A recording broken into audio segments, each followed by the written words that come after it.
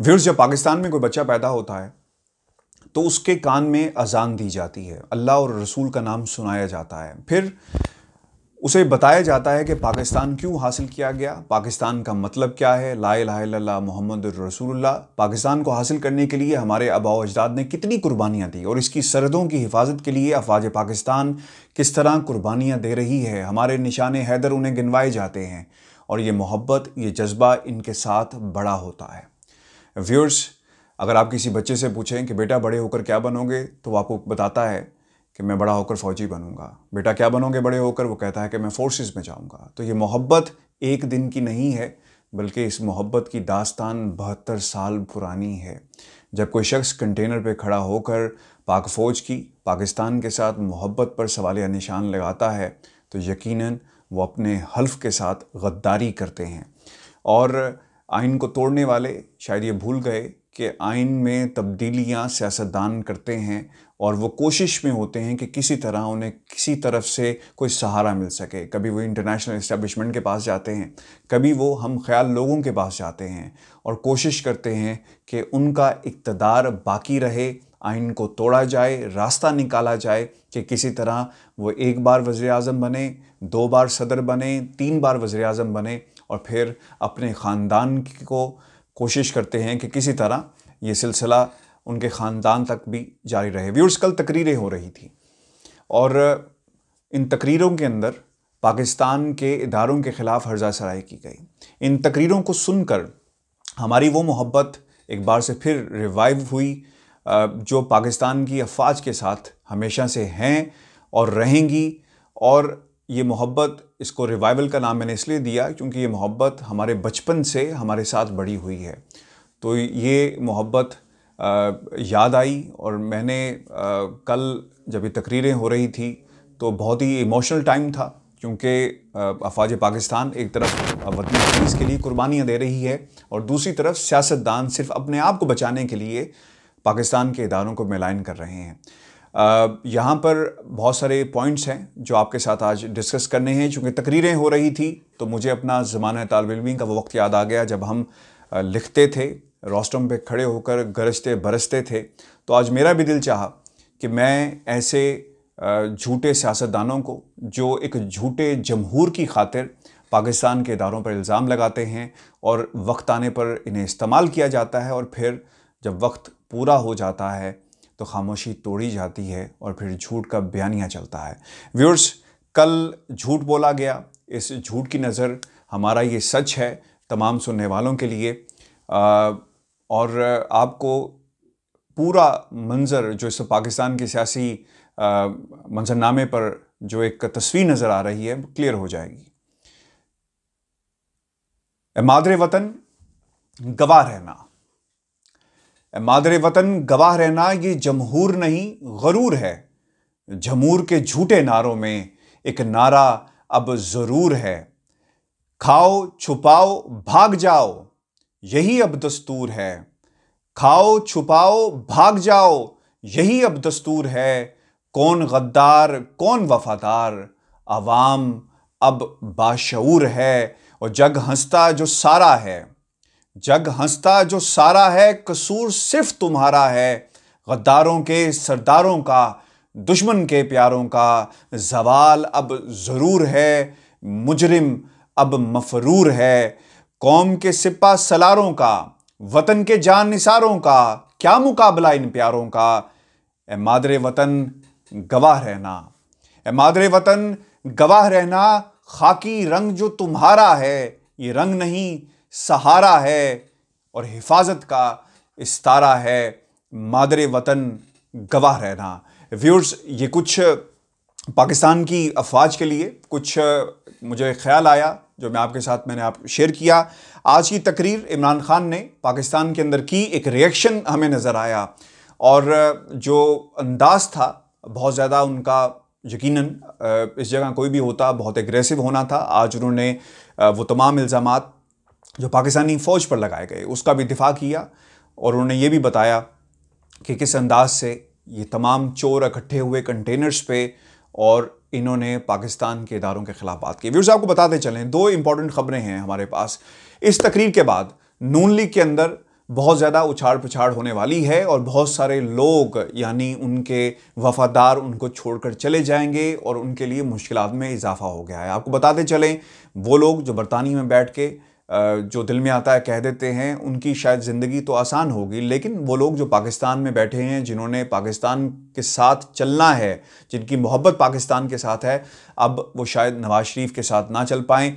और आपको हम कन्फर्म कर रहे हैं, लंदन के अंदर भी कुछ मीटिंग्स हुई हैं इस तकरीर के बाद और नवाज शरीफ को अपनी पार्टी के लोग क्रिटिसाइज़ कर रहे हैं। कुछ लोग बहुत ज़्यादा वोकल हैं जिन्होंने बरमला इस बात का इजहार किया कि नवाज शरीफ को ऐसी तकरीर नहीं करनी चाहिए थी जहां पर वो आर्मी चीफ को डायरेक्ट मुखातिब करते रहे, और इस पर ख़ानदान के उनके अपने लोग भी उन्हें क्रिटिसाइज़ कर रहे हैं। और आपको बताते चलें कि इस मीटिंग के अंदर बहुत सारे लोगों ने अपना जो डायरेक्ट रिजर्वेशंस थी वो नवाज शरीफ को बताई। और आपको ये बताते चलें कि आने वाले दिनों के अंदर शेख रशीद साहब तो इस बात का ऐलान कर रहे हैं और कह रहे हैं, लेकिन हमारी जो कुछ लोगों से जहां पर बात हुई है, बगावत इस पार्टी में होगी और आप देखेंगे कि नून लीग शीन लीग ज़रूर बनेगी अगर शहबाज शरीफ जेल से बाहर आने में कामयाब होते हैं और अपनी मासूमियत अदालत के सामने बेगुनाही जो है उसे साबित करने में कामयाब होते हैं। लेकिन अगर हालात फ़िलहाल हमें ऐसे नज़र नहीं आ रहे। व्यूअर्स, आज की तकरीर के अंदर आपको ये बता दें कि नवाज शरीफ के हवाले से कुछ बातें अनफोल्ड की गई, इससे पहले भी रिकॉर्ड पर मौजूद हैं, लेकिन इस तरह इससे पहले नहीं की गई जिस तरह prime minister of Pakistan Imran Khan ने आज कौम के सामने हकायक रखे। जिस तरह मैंने वीडियो के शुरू में कहा था कि आप उस मोहब्बत पर एक कदगन लगाने की कोशिश कर रहे हैं और पाकिस्तानी अवाम के सामने एक झूठा बयानिया रख रहे हैं। आप लोग हैं यानी सियासतदान हैं जो तरीके तलाश करते हैं इंटरनेशनल इस्टेब्लिशमेंट के साथ मिलकर कि किसी तरह पाकिस्तान के अंदर ऐसे हालात बनाए जाएं, इंटरनेशनल जो इस्टेब्लिशमेंट है उसे यकीन दिलाया जाए कि अगर हमारी हुकूमत बरकरार रहेगी तो आपके मकासद पूरे किए जा सकते हैं। और ये पहली बार ऐसा हुआ है कि पाकिस्तान ने अपना एक जो मकाम दुनिया में जो होना चाहिए था कई साल पहले उसे रिवाइव किया है। हालात हमारे अंदर यानी डोमेस्टिक सतह पे ख़राब है, लेकिन इंटरनेशनल लेवल के ऊपर पाकिस्तान बिल्कुल सही समत में जा रहा है। व्यूअर्स, आपको बता दें कि आज नवाज शरीफ के हवाले से प्राइम मिनिस्टर इमरान खान ने कुछ हकायक रखे कौम के सामने कि किस तरह जनरल ज़ियाउल हक और फिर जनरल जिलानी और फिर हुदैबिया पेपर केस मिल बना और इनका सियासत में किस तरह आना हुआ और उन्होंने अपने इक़्तिदार को बचाने के लिए किस तरह पाकिस्तान के एक आइन को इस्तेमाल किया और फ़ौजी जो इस्टेब्लिशमेंट है इनके साथ हमेशा किस तरह राब्ते में रहे। और ये सिर्फ फ़ौजी इस्टेब्लिशमेंट के साथ राब्ते में नहीं रहे बल्कि इनके ताल्लुकात इंटरनेशनल इस्टेब्लिशमेंट से भी रहे हैं। आज की तकरीर इसलिए भी इम्पॉर्टेंट थी क्योंकि पाकिस्तान में इमरान खान की हुकूमत पर यह तनकीद की जा रही है समेत हमारे कि पाकिस्तान के अंदर महंगाई है। हमने अपनी पिछली वीडियो के अंदर ये भी आपके सामने कुछ हकायक रखे थे कि हालात इस वक्त कोविड की वजह से बहुत ही ख़राब हैं। बारिशें एक बहुत ही इंपॉर्टेंट एलिमेंट था, फिर टिड्डी दल पाकिस्तान के अंदर और इंटरनेशनल मार्केट्स के अंदर जो हम इंपोर्ट इस वक्त कर रहे हैं, और ख़ुसूसन उस वक्त जब पाकिस्तान की मईशत इस बात की इजाज़त नहीं देती कि हम चीज़ें बाहर से इंपोर्ट करें और हमारी एक्सपोर्ट्स कम है। ये मामला सिर्फ पाकिस्तान का नहीं बल्कि पूरी दुनिया का है। आज इस पर तफसील से वज़ीर-ए-आज़म इमरान खान ने भी रोशनी डाली है। लेकिन आपको बता दें कि इम्पॉर्टेंट ये होगा जो हमने आज ऑब्ज़र्व भी किया कि जब चीनी चोरों की बात हो रही थी, शरीफों की बात हो रही थी, जरदारी की बात हो रही थी, तो बहुत ही अच्छा होता कि जहांगीर तरीन का भी नाम लिया जाता, चूँकि उनकी मिल भी बहुत बड़ी मिकदार में चीनी एक्सपोर्ट करती रही है और चीनी कमीशन के अंदर जहांगीर तरीन का नाम भी मौजूद है, वो भी लेना चाहिए था। और दूसरी इंपॉर्टेंट बात, महंगाई के हवाले से उन्होंने कहा कि इस पर काबू पाने की कोशिश की जा रही है, जल्द करना होगा, अगर ये जल्द ना किया गया तो हालात बहुत ज़्यादा ख़राब हो जाएंगे। व्यूअर्स, आपको बताएं कि दो इंपॉर्टेंट काम होने अब जा रहे हैं। जैसा मैंने आपको पहले बताया कि नून लीग के अंदर इस वक्त एक सन्नाटा छाया हुआ है। जो तकरीर कल नवाज शरीफ ने की, और ये सन्नाटा सिर्फ नून लीग के अंदर नहीं बल्कि पीपल्स पार्टी के अंदर भी है, और यही सन्नाटा आपको पीडीएम की दीगर जमातों में भी नज़र आएगा कि अब करना क्या है। क्योंकि ऐसी तकरीर जो आर्मी चीफ के ख़िलाफ़ की गई, अब इसके बाद सन्नाटा ही बनता है और लोग अब ये भी बातें शुरू हो गई हैं कि शायद ये इत्तेहाद ज़्यादा देर ना रहे। कल की तकरीर के अंदर जो इम्पोर्टेंट चीज़ थी, मरीम नवाज़ ने शहबाज शरीफ की बात नहीं की, मरीम नवाज़ ने कश्मीर की बात नहीं की। मरीम नवाज़ कौम के सामने आई और कहा कि मैं आपकी बेटी आपके सामने मुकदमा लेकर आई हूँ नवाज़ शरीफ का। यकीनन ये बातें अब वाज़ेह हो गई हैं कि ये सिर्फ़ और सिर्फ नवाज़ शरीफ को बचाने के लिए एक PDM का एक ऐसा स्टेज ड्रामा लगाया गया था जो बुरी तरह फ्लॉप हुआ और कहा जा रहा था कि शायद हाउसफुल होगा। हाउसफुल भी नहीं था, मैं इसे पहले सियासी फिल्म कहता था, लेकिन अब ये एक सियासी स्टेज ड्रामा बन चुका है जो मुख्तलिफ शहरों में लगाया जाएगा। व्यूअर्स, आपको भी बता दें कि अब होगा क्या। इंतखाबी उज़रदारियों का जहाँ तक इमरान खान ने बात की, इंतखाबी उज़रदारियाँ अगर सियासतदान चाहते तो ये मामला मुनासिब प्लेटफॉर्म पे उठाया जा सकता था, जिसमें अगर इनको शक था कि इलेक्शन रिग किए गए, इलेक्शन में धांधली हुई, एक स्ट्रगल थी जो इमरान खान ने की, बिल्कुल उसी तरह इनको भी मुनासिब प्लेटफॉर्म पे जाना चाहिए था। जो बात हम पहले भी करते आए हैं, दोबारा आज इमरान खान की तरफ से भी ये बात कही गई। अब होगा क्या, हालात मुश्किल हो जाएंगे। ऐलान किया गया है नवाज शरीफ को पाकिस्तान लाने के लिए हर इकदाम, हर कोशिश की जाएगी। आपको बता दें, हमारे सोर्सेज लंदन के अंदर ये बता रहे हैं कि नवाज शरीफ बहुत जल्द एक दरख्वास्त देंगे होम ऑफिस को और अब वो सियासी पनाह ले लेंगे, क्योंकि बरतानिया के अंदर एक मखसूस हद तक, एक वक्त तक वो रह सकते हैं। इसके बाद उन्हें रहने की इजाज़त नहीं होगी अनलेस एंड अनटिल वो अपनी कैटेगरी वीज़े की चेंज करते हैं, क्योंकि ये भी एक मुहिमा है कि वो नवाज शरीफ किस वीज़े पर मौजूद हैं बरतानिया के अंदर और अब तक कोई इकदाम क्यों नहीं किया गया। याद रखिएगा, बिल्कुल उसी तरह जैसा इसहाक डार ने किया था। अब खबरें ये आ रही हैं कि नवाज शरीफ भी बहुत जल्द ये कर लेंगे और अब वो पाकिस्तान नहीं जाएंगे।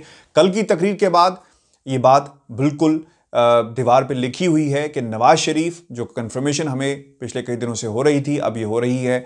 ये चीज़ें सामने आ रही हैं कि नवाज शरीफ ने ये अब असूली तौर पे ये फैसला कर लिया है। अब हालात लंदन के आपके सामने हैं, जिसका हमने तफसील से अहाता किया। व्यूअर्स, आज की तकरीर के अंदर जो इंपॉर्टेंट चीज़ थी इमरान खान की, उन्होंने कुछ रेफरेंसेस दिए किताबों के। Capitalism Achilles heel, Raymond Baker की एक किताब है जिसमें बताया गया कि सियासतदानों ने, नवाज शरीफ ने किस तरह पैसा चोरी किया, किस तरह उनका सियासत में आना हुआ। और वो लिखते हैं अपनी किताब के अंदर, रेमंड बेकर, के नवाज शरीफ की ऑब्वियसली पाकिस्तान पीपल्स पार्टी से इतनी ज़्यादा इसलिए नहीं बनती थी कि जब इदारे नेशनलाइज किए गए तो इस बात का शरीफ ख़ानदान को बहुत ज़्यादा दुख था। और फिर जब दोबारा नवाज शरीफ की सियासत में आमद होती है तो उसके बाद एक उन्होंने कोशिश की, फेडरल मिनिस्टर बने, फिर उसके बाद वज़ीर आला पंजाब बनते हैं और फिर ये तमाम जो इनका सफ़र है पैसा बनाने का, इंडस्ट्री लगाने का, इसका बाकायदा आगाज़ होता है। रेमंड बेकर की ये किताब है, इसको आपको पढ़ना चाहिए। हम कोशिश करेंगे कि ये किताब हम हासिल करें और इसमें जो मज़ीद चैप्टर्स हैं ये भी आपके सामने रखें। दूसरा जो अहम रेफरेंस दिया गया वो ओबामा वॉर, बॉब वुडवर्ड की किताब है, जिसमें बहुत ही खूबसूरत एक लफ्ज़ लिखा हुआ है। ये भी आपको पढ़नी चाहिए। और अगर आप कहेंगे तो हम इस किताब के हवाले से भी कुछ चीज़ें आपके सामने रखेंगे, लेकिन कमेंट में ज़रूर बताइएगा कि अगर आप ये चाहते हैं। उसमें लिखा है कि ओबामा का एक वो टाइम जब प्रेसिडेंशियल तकरीर करने के लिए वो रोस्टम पे गए और उन्होंने ओथ लेने के बाद अपने सामने लोगों का हजूम देखा तो उन्होंने ये कहा कि शायद ये मुझे दोबारा देखना नसीब ना हो। यानी जब हुक्मरान इक़्तिदार में आता है, ये अमेरिकन डेमोक्रेसी की हम बात कर रहे हैं, तो उसके जहन में ये ख्याल ज़रूर था कि अब मुझे दोबारा, यानी जब ओथ लिया, पोडियम से वापस गए और दोबारा फिर वापस आए और ये कहा कि शायद ये मुझे देखना दोबारा नसीब ना हो। यानी उनके जहन में ये बात मौजूद थी कि इक़्तिदार एक अमानत है कौम की और इस इक़्तिदार को आगे मुंतकिल होना चाहिए। ये ख्वाहिश नहीं थी हमारे हुक्मरानों की तरह कि 3 बार मुझे वज़ीर-ए-आज़म बना दिया जाए और फिर हमारे बयानी में ये चीज़ शामिल हो कि 3 बार का वज़ीर-ए-आज़म होना चाहिए। तो ये एक चीज़ सीखने की है जो पाकिस्तान के हुक्मरानों ने कभी नहीं सीखी। ये कोशिश करते रहे कि किसी तरह इस्टेब्लिशमेंट, इंटरनेशनल इस्टेब्लिशमेंट के साथ मिलकर अपने इक़्तिदार को बचाया जा सके।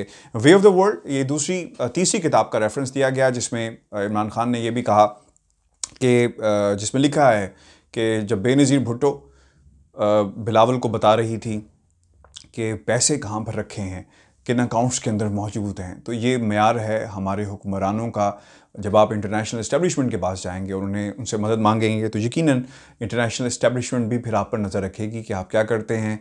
और फिर जब आप बारगेनिंग, जिसे अंग्रेज़ी में बारगेनिंग चिप कहते हैं, जब फ़ोन रिकॉर्ड्स होंगे और जब आप उनके बताए हुए एजेंडे पर काम नहीं करेंगे तो फिर इन टेलीफोन कॉल्स को इस्तेमाल किया जाएगा आपके ख़िलाफ़ कि आपने काला धन कहाँ कहाँ छुपाया है। तो किस्सा मुख्तसर, इन लोगों ने पाकिस्तान से यानी बेनज़ीर भुट्टो का जब शादी होती है जरदारी साहब से और फिर ये एक जॉइंट वेंचर बनता है, फिर वो पैसे कैसे बने, कर्ज़े कैसे हासिल किए जाते हैं और फिर इदारों को किस तरह इस्तेमाल किया गया, फ्रंट मैन कौन होगा, किसके नाम पे कर्ज़ा लिया जाएगा, यानी पूरी इंटरप्राइज खड़ी की गई। तो ये किताबें जिनमें हक़ाइक़ बहुत ही इम्पॉर्टेंट हैं, पाकिस्तान की सियासत को समझने के हवाले से मौजूदा हालात के अंदर बहुत ही ज़रूरी है। गोस्ट वॉर स्टीव कोल की किताब है, इसको भी पढ़ना बहुत ज़रूरी है, जिसमें जैसा आज इमरान खान वज़ीर-ए-आज़म पाकिस्तान, उन्होंने भी ये कहा कि वो ये कहते रहे नवाज़ शरीफ के अमेरिका के फ़ौजी पाकिस्तान में आए क्योंकि उन्हें फ़ौज से ख़तरा है। तो ये सब चीज़ें इंटरनेशनल इस्टेब्लिशमेंट सहाफ़ियों को ऑब्वियसली जब आपका मकसद पूरा हो जाता है तो इस्तेमाल करते हैं। ऐसा नहीं है कि इनमें सदाकत नहीं है, हम इनकी सदाकत को कहीं चैलेंज नहीं कर रहे, ये रिकॉर्ड पे मौजूद है, इन किताबों में चीज़ें मौजूद हैं।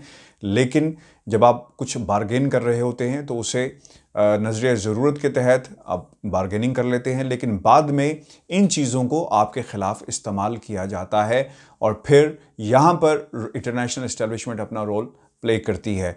व्यूअर्स, ये कुछ किताबें हैं जिनके नाम मैंने लिए। अगर आप चाहते हैं कि हम इस पर तफसील से वीडियो करें तो अपने कमेंट्स में हमें ज़रूर बताएं।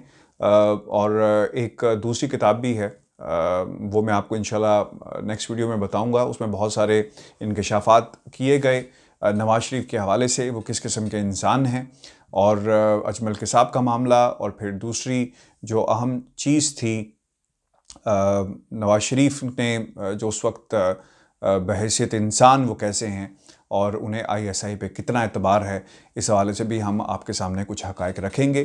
चूँकि ये हमारी जो नई जनरेशन है इन्हें पता चलना चाहिए। वो लोग जिनका एक्सेस नहीं है इन किताबों तक या पढ़ नहीं सकते, हम कोशिश करेंगे कि ये तमाम चीज़ें आपको हम अवेलेबल करें अपनी आइंदा वीडियोज़ के अंदर। व्यूअर्स, ये हमारी आज की वीडियो थी। अपने कमेंट्स हमें ज़रूर भेजें। और पाकिस्तान के अंदर जो इस वक्त हो रहा है, इस हवाले से लंदन अब बहुत इम्पोर्टेंट हो गया है और आइंदा एक हफ़्ते के दौरान कुछ अहम मीटिंग्स हो रही हैं और इस बात का फ़ैसला हो जाएगा कि अब नवाज़ शरीफ को किस तरह पार्टी से माइनस करना है, और वो लोग जो नून लीग के साथ वाबस्ता हैं वो आहिस्ता आहिस्ता पार्टी को छोड़ के जाना शुरू हो जाएंगे। और आइंदा एक हफ़्ता बहुत ही इंपॉर्टेंट है। व्यूअर्स, ये हमारी आज की वीडियो थी। अपना बहुत सारा ख्याल रखिएगा। मुझे लंदन से इजाज़त दीजिए। अल्लाह निगहबान।